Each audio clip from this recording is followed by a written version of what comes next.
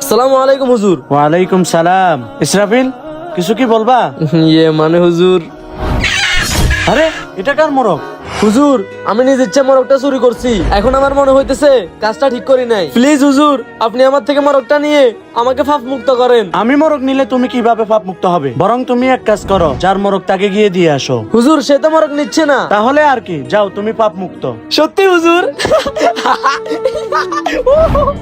আরে আমার খাওয়ারের দরজা খোলা কেন? দেখি তো। আরে আমার মোরগ তো আমার খাওয়ারে নেই। আয় হায়, জীবনে এত চোর দেখলাম, আমার মুরগি আমার কাছ থেকে জায়েজ করে নিয়ে গেছে। এমন ইন্টারন্যাশনাল চোর তো আমি দেখি নাই। সবাই কমেন্টে লিখি ল ঠেলা।